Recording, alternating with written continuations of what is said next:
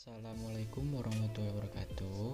Nama saya Rafiq Abdul Mufni dari kelompok 12 yang beranggotakan Ideal Aldi, Zian Fadila, dan Farhan Hedra. Kami dari kelompok 12 akan menjelaskan resume buku tentang Winning Hair Business yang dituliskan oleh Bradgert Brennan. Dalam pertumbuhan pasar, pria dianggap sebagai pemajunya. Namun, tanpa kita sadari, wanitalah sebenarnya pemaju pertumbuhan pasar. Hal itu dikarenakan wanita sebagai gerbang ke semua orang. Sebagai gerbang ke semua orang, wanita memiliki efek penggandaan penjualan dan bahkan wanita berpengaruh dalam pembelian seseorang. Kali ini saya akan menjelaskan satu persatu ya. Yang pertama tentang efek penggandaan penjualan. Efek penggandaan penjualan ini wanita sebagai pendorong publisitas baik itu sosial maupun online tentang barang dan jasa apa yang kita berikan. Hal ini dikarenakan dalam budaya perempuan cenderung membicarakan tentang pengalaman pembelian, tentang apa yang akan dibeli, tentang pengalaman yang didapat, dan pelayanan yang didapat. Oleh sebab itu, perempuan sebagai salah satu pendorong publisitas. Karena publisitas itu, kita harus memberikan pengalaman yang terbaik untuk si perempuan itu. Soalnya ibaratnya kalau kita mengasih impresi yang jelek, maka penggandaan kita akan menjadi sedikit dikarenakan reputasi kita yang turun disebabkan pengalaman perempuan yang buruk itu. Namun sebaliknya pria cenderung tidak membicarakan dengan teman pria dengan topik tentang pengalaman pembeliannya, tentang di mana membelinya. Oleh sebab itu, berhati-hatilah dengan konsumen wanita dikarenakan dia memiliki efek publisitas yang sangat kuat. Yang kedua, perempuan memiliki pengaruh dalam pembelian orang lain. Hal itu dikarenakan kita dapat melihat salah satu contohnya dalam kehidupan kita masing-masing. Mungkin kita dapat melihatnya. Selanjutnya, saya akan menjelaskan pengaruh kuat seorang wanita dalam pembelian seseorang.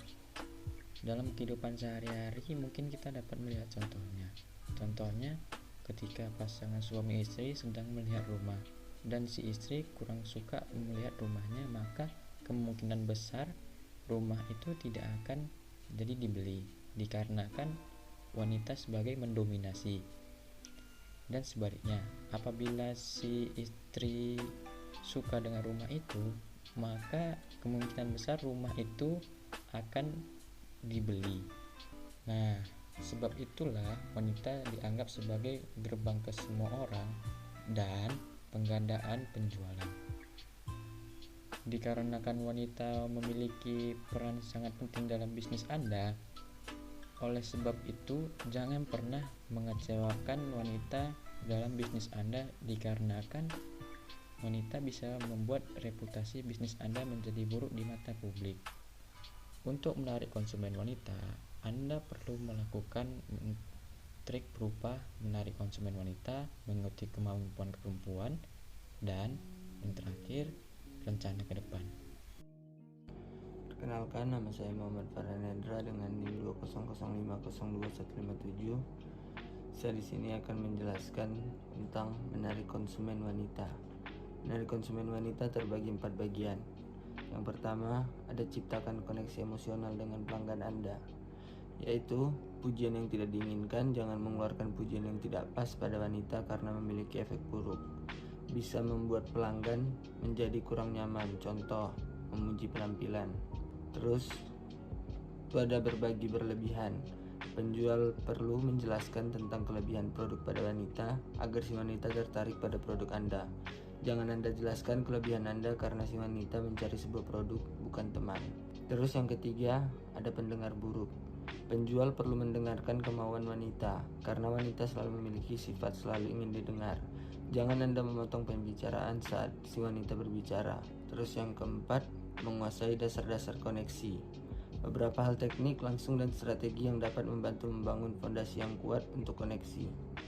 Yang pertama, berikan sambutan yang ramah dengan kontak mata setiap saat wanita, khususnya mengasosiasikan kontak mata dengan mendengarkan dan rasa hormat. Terus yang kedua, berhati-hatilah saat membuka percakapan tentang harga karena yang berbau uang agak sensitif.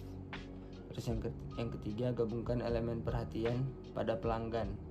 Yang keempat, gunakan strategi kesopanan. Yang kelima, gunakan sedikit humor agar meredakan stres. Terus yang B, menginspirasi pelanggan Anda untuk berbisnis dengan Anda. Itu yang pertama, ada menguasai dasar-dasar inspirasi.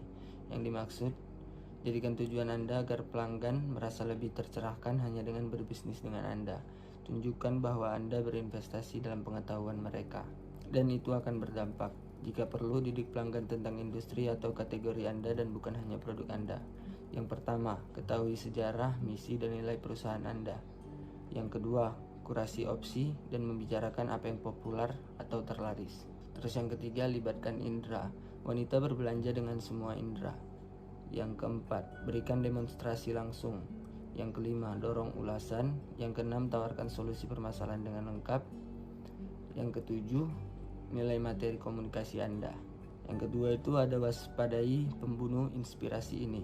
Untuk memberikan pengalaman yang menginspirasi, pastikan untuk menghindari pembunuh inspirasi ini. Yang pertama, menunjukkan kurangnya minat pada apa yang Anda jual. Yang kedua, menghindari kontak mata. Yang ketiga, menggunakan bahasa sarkasme atau keluhan saat merujuk pada pekerjaan atau produk Anda. Yang keempat, mengalihkan perhatian dari pelanggan ke diri Anda sendiri. Yang kelima, terlihat terganggu dengan melihat ponsel Anda atau jika Anda sedang menelepon untuk melakukan sesuatu untuk pelanggan. Jelaskan hal ini kepada mereka. Terus yang keenam, menghasilkan pekerjaan dengan kesalahan sederhana seperti kesalahan ejaan. Yang ketujuh, datang terlambat. Terus yang C, ada tanamkan keyakinan pelanggan dalam Anda dan produk Anda. Berikut ini adalah beberapa teknik dasar untuk mendorong kepercayaan pelanggan. Kebanyakan tidak membutuhkan biaya apapun. Pertama, kurasi sejumlah opsi yang dapat dikelola. Terlalu banyak pilihan bisa melumpuhkan dan menghentikan pengambilan keputusan. Anda harus dapat mempersempit pilihan produk pelanggan Anda menjadi daftar rekomendasi singkat. Hal itu diperlukan untuk membantu mendorong pelanggan menuju keputusan pembelian. Dan ini adalah cara terbaik untuk menunjukkan pengetahuan dan keahlian Anda. Yang kedua, jangan bicara terlalu banyak. Buat jeda dalam percakapan Anda untuk memberi pelanggan untuk mengajukan pertanyaan atau masalah. Semakin banyak pertanyaan yang Anda ajukan, semakin banyak peluang yang Anda miliki untuk memberikan jawaban yang bagus dan membangun kepercayaan pelanggan. Terus yang ketiga, pahami bagaimana wanita mendefinisikan nilai.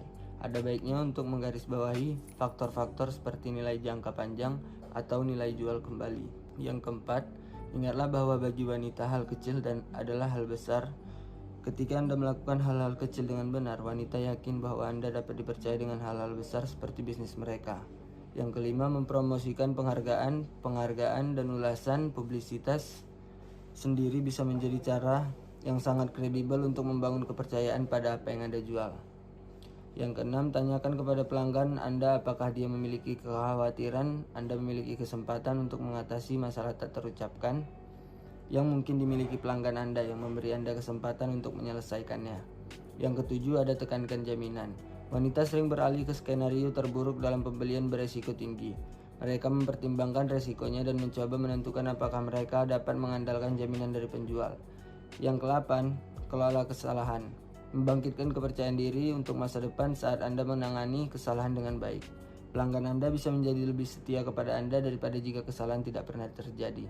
Yang ke-9, berkomunikasi sambil menyelesaikan kesalahan. Untuk menyelesaikannya, memberitahu orang-orang setiap langkah dalam hal manajemen kesalahan sangat penting. Menyembunyikan informasi menambah masalah dan hanya membuat orang marah. Yang ke-10, bangun kepercayaan pada harga Anda. Konsumen dapat mempelajari harga grosir yang dibayarkan perusahaan untuk produknya. Yang D, buat pelanggan Anda merasa dihargai atas bisnis dengan Anda. Ketika Anda membuat pelanggan merasa dihargai, Anda meningkatkan kemampuan Anda untuk menutup penjualan, mengembangkan pelanggan tetap, dan membuat publisitas dari mulut ke mulut. Teknik berikut adalah strategi untuk membantu Anda melakukannya. Yang pertama, jangan berhenti berkata terima kasih. Yang kedua, berikan perhatian penuh Anda pada saat pembayaran. Yang ketiga, temukan cara untuk merayakan pembelian. Yang keempat, jika seorang telah menghabiskan banyak uang kepada Anda, tindak lanjuti untuk menunjukkan bahwa Anda peduli dengan pelanggan dan bukan hanya transaksi. Yang terakhir, memberikan jabat tangan ke pelanggan yang elegan. Sekian dari saya. Assalamualaikum warahmatullahi wabarakatuh. Nama saya Jian Fadila dengan NIM 200505159. Mengikuti kemauan wanita. Induk dari semua tren adalah apa yang saya sebut double duty half the time.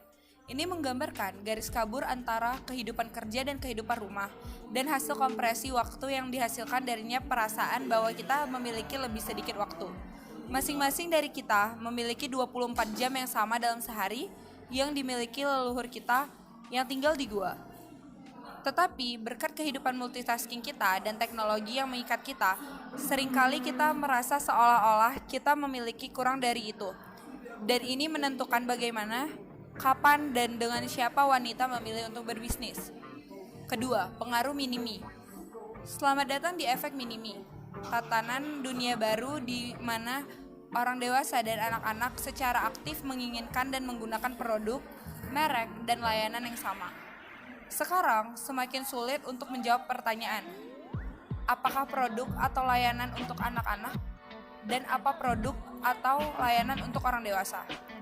Anak-anak menyukai merek yang disukai orang tua.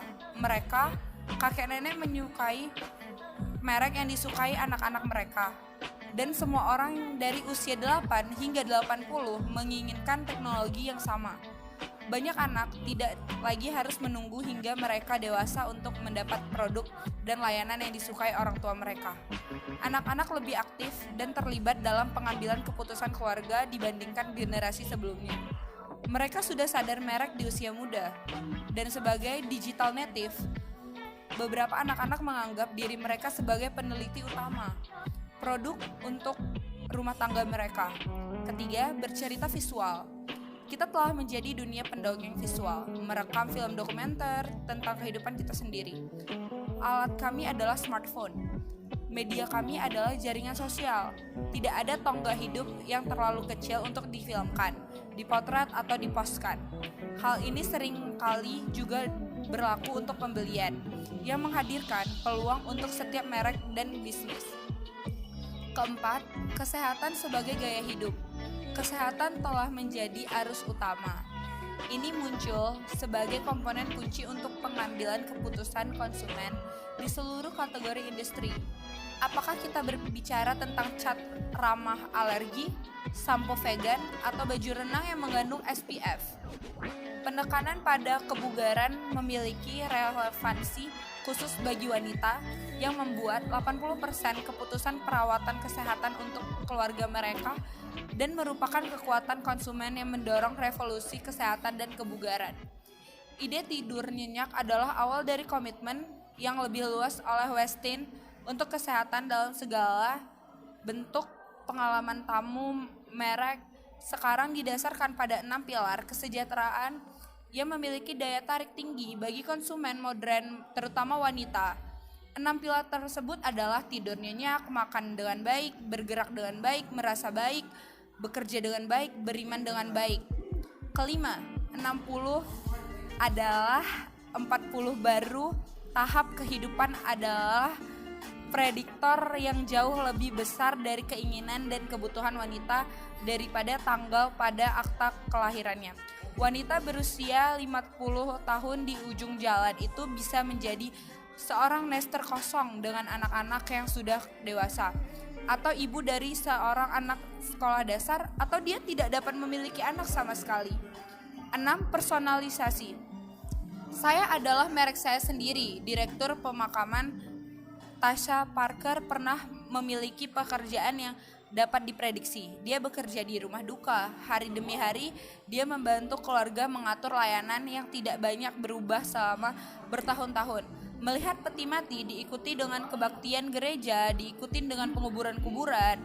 Orang-orang yang ingin kremasi menerima abu orang yang mereka cintai dalam sebuah guci, mengadakan upacara peringatan dan pulang ke rumah. Itu dulu. Sekarang Parker bekerja untuk Everest Funeral Concierge, layanan tamu pemakaman pertama di Amerika Utara. Segalanya sangat berbeda, kata Parker.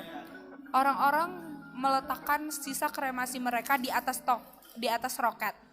Mereka mengadakan upacara peringatan di taman. Mereka membuat perhiasan dari sisa-sisa kremasi. Mereka melepaskan balon dengan sisa-sisa kremasi di dalamnya. Moto kami adalah, selama legal dan dapat dicapai, kami akan menyelesaikan untuk Anda. Seperti yang ditujukan oleh pengalaman Parker, kita hidup di era personalisasi, pergeseran sosial yang saya sebut saya merek saya sendiri. Banyak orang sekarang mengabaikan pemakaman tradisional dan mengadakan perayaan kehidupan yang secara unik mencerminkan minat dan hasrat orang yang mereka cintai. Ini adalah tanda zaman. Orang ingin merancang pengalaman mereka sendiri, dan dalam hidup maupun dalam kematian. Ini berlaku dalam layanan B2B, seperti di pasar konsumen. Dari ini terutama berlaku untuk wanita. Kami masih dalam tahap awal dari tren personalisasi, dan itu berkembang secara eksponensial. Saya Jian Fadila, terima kasih.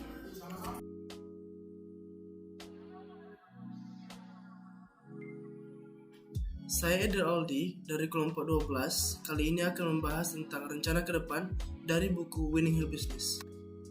Yang pertama, tolak ukur dan tetapkan sasaran.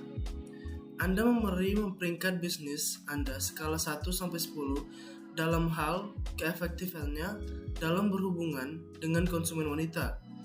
Gunakan angka ini sebagai patokan ke depan. Bagaimana tampilan 10 bagi Anda, dan tindakan apa yang perlu dilakukan agar Anda mencapai angka itu. Berapa lama waktu yang dibutuhkan?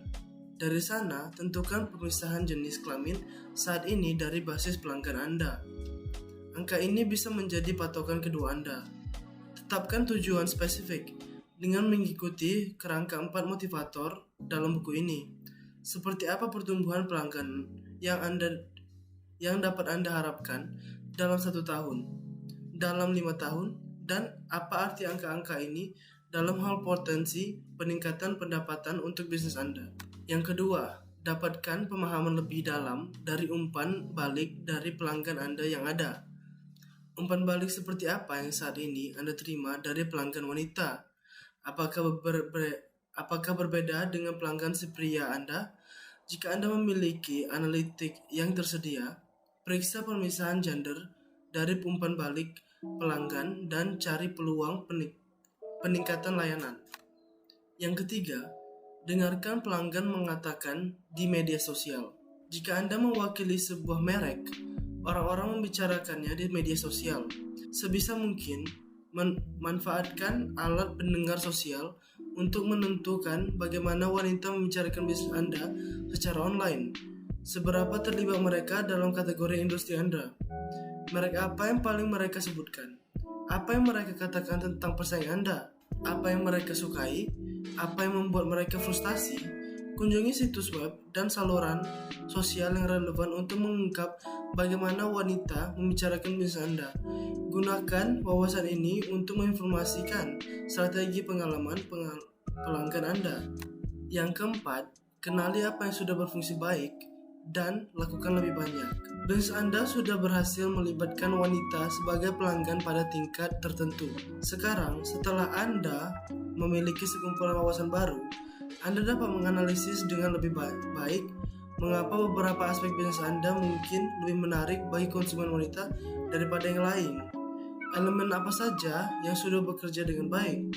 Setelah Anda mengidentifikasi mereka, temukan cara untuk mereplikasi atau memperluas inisiatif ini. Jika Anda memiliki anggota tim yang berhasil di bidang ini, bekerja samalah dengan mereka untuk mendokumentasikan dan mengajarkan praktik terbaik mereka kepada seluruh staf Anda. Yang kelima, lakukan penelitian sendiri. Verifikasikan bahwa wawasan pelanggan Anda sudah yang terbaru. Perjalanan konsumen berubah dengan cepat. Anda mungkin memiliki pesaing hari ini yang tidak ada 3 tahun lalu. Pelanggan Anda juga memiliki ekspektasi baru. Jika perusahaan Anda belum melakukan riset pasar dengan wanita dalam 3 tahun terakhir, inilah saatnya untuk terjun ke lapangan. Yang keenam, nilai bahan dan ruang yang menghadap pelanggan Anda. Berbekal wawasan baru Anda, nilai ruang fisik Anda, serta materi pemasaran Anda, dan desain situs web Anda. Yang ketujuh, latih tim Anda, perkuat keragaman mereka. Jika bisnis Anda memiliki program pelatihan penjualan formal, pastikan itu mencakup sudut pandang wanita serta pelanggan pria Anda. Tanpa program inklusif, kolega Anda beresiko kehilangan keterampilan komunikasi yang kemungkinan mereka terhubung dengan pasar penting ini. Dan paling buruk, mungkin mengasingkan orang yang mereka coba tarik. Yang kedelapan, pilot ulang. Ada lusiran ide dalam buku ini, dan itu bahkan tidak mencakup semua yang Anda pikirkan saat membacanya.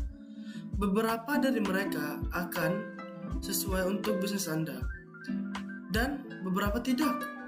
Tetapi semoga semuanya membuat Anda berpikir ke arah yang baru. Berbekal wawasan segar ini dan kerangka 4 motivator, uji konsep, produk, dan ide baru, dan kemudian ulangi prosesnya. Ingatlah bahwa strategi jangka pendek adalah musuh kesuksesan. Jika usaha kecil gagal, cobalah ke sesuatu yang lain karena sekali saja tidak cukup. Yang kesembilan, ukuran. Dengan tolak ukur, jauh lebih mudah untuk mengukur dampak dari inisiatif baru.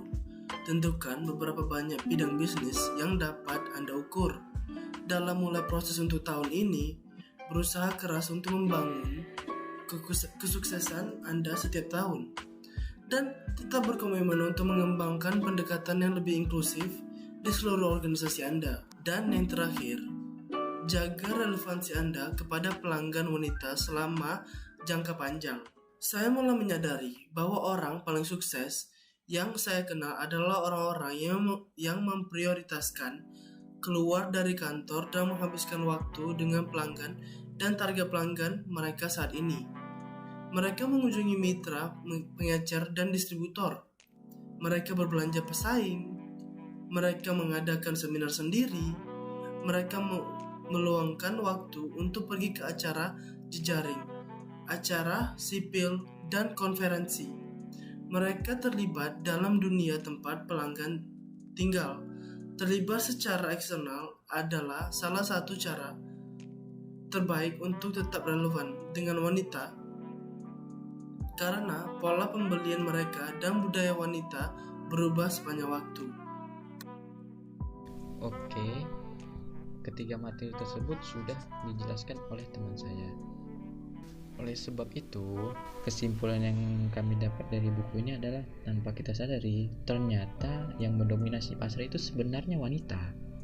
Namun, mereka lah sebetulnya yang di balik layar. Dikarenakan ya tadi efeknya, salah satu contohnya tadi ya, dia bisa mempengaruhi konsumen yang lain karena dia cenderung bisa membicarakan soal topik pelayanan kita. Oleh karena itu, diperlukan metode khusus untuk menangani konsumen wanita agar konsumen wanita tersebut tidak kecewa dengan pelayanan kita dan supaya si wanita tetap setia dengan bisnis kita. Baiklah, mohon maaf apabila kami ada kurangnya, ya namanya juga manusia, ya ada kurangnya ya kan. Jangan lupa di like ya teman-teman. Terima kasih. Assalamualaikum warahmatullahi wabarakatuh.